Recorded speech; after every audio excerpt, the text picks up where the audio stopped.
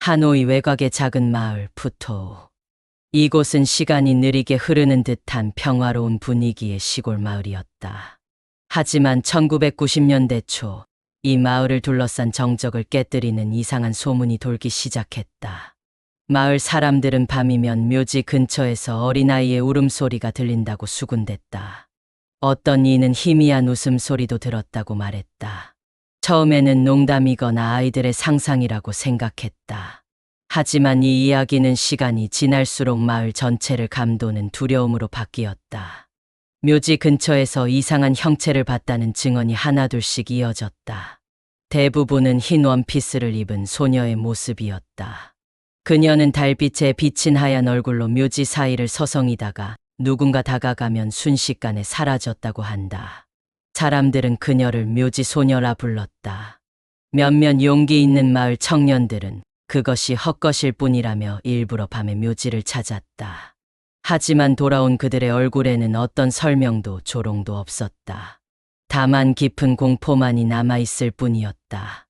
소문은 이내 학교에 다니는 아이들 사이에도 퍼졌고 교사들은 묘지 인근 통학로를 다른 길로 우회하게 했다.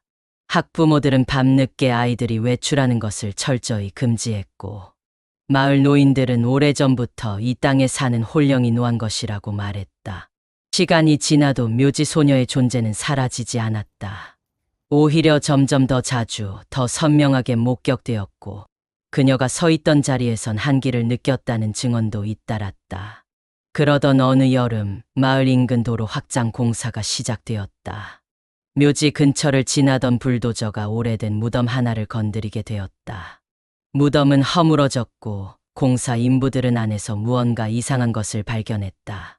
그것은 작은 유골이었다. 어린아이의 뼈로 보였고 함께 발견된 것은 낡은 머리핀 해진 천 조각, 그리고 작은 신발 한 짝이었다. 인부들은 즉시 공사를 중단하고 경찰에 신고했다. 조사가 시작되자 이 유골은 단순한 고인의 것이 아님이 밝혀졌다. 법의학자는 뼈의 상태와 유물들을 분석해 아이의 사망 시점을 7에서 8년 전으로 추정했다. 그리고 결정적인 단서가 나왔다. 발견된 머리핀은 1988년에 실종된 한 아이의 어머니가 제공한 것과 정확히 일치했다. 아이의 이름은 응우엔 티하엔. 당시 7살이던 그녀는 학교를 마치고 귀가하던 중 실종되었고 마을 전체가 동원되어 그녀를 찾았지만 끝내 발견되지 않았던 사건의 주인공이었다. 경찰은 곧바로 재수사에 착수했다. 그동안 묻혀있던 사건을 다시 파헤치자 마을 사람들의 기억 속에서도 무언가 이상한 점들이 떠올랐다.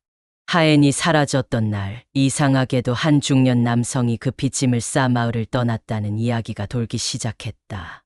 그는 마을에서 일용직 노동자로 일하며 조용히 살았고 사람들과 특별히 친분을 쌓지도 않았다. 그의 이름은 쩐반탄. 수사 당국은 그의 행적을 추적했고 결국 하노이 시내의 낡은 아파트에서 그를 찾아내 체포했다. 처음에는 완강히 부인하던 탄은 증거가 하나둘씩 쌓이자 결국 자백했다. 그는 당시 우발적으로 하엔을 유인해 살해했고 사람들이 눈치채지 못하게 묘지 근처에 안매장했다고 털어놓았다. 그는 하엔의 가족이 계속해서 딸을 찾아다니는 모습을 멀리서 지켜보며 죄책감에 시달렸다고도 말했다. 그러나 법은 그의 후회를 받아들이지 않았다. 그는 살인 및 시신유기 혐의로 기소되어 무기징역을 선고받았다. 사건이 언론을 통해 알려지자 베트남 전역은 충격에 휩싸였다. 괴담이라고 생각했던 이야기 단순한 유령, 목격담이라고 넘겼던 증언들이 하나의 끔찍한 진실로 이어졌기 때문이다. 사람들은 공포보다도 더 깊은 슬픔을 느꼈다. 어린 소녀가 그렇게 외롭게 죽음을 맞고 수년간 차가운 땅 속에 묻혀 있었던 것이다. 그리고 이상하게도 탄이 체포된 이후부터 묘지 소녀를 봤다는 목격담은 더 이상 들리지 않게 되었다. 아이의 울음소리도 흰 옷의 형체도 사라졌다. 마치 그녀가 세상에 남기고 싶었던 마지막 외침이 전해지고 억울한 죽음이 드디어 밝혀졌기 때문인 듯했다. 마을 사람들은 매년 하엔의 무덤 앞에 향을 피우고 조용히 기도한다. 이제는 편히 쉬거라라는 그들의 속삭임은 살아남은 자들의 마지막 속죄였다. 그날 이후로 푸토우 마을의 밤은 다시 조용해졌다. 하지만 사람들은 기억한다. 그날 밤의 울음소리와 하얀 그림자, 그리고 무덤 속에 잠들었던 진실을. 세상에서 가장 무서운 것은 유령이 아니라 바로 사람이 만든 괴담 속 현실이라는 것을. 내용이 유익하셨다면 구독과 좋아요, 알림 설정 부탁드립니다.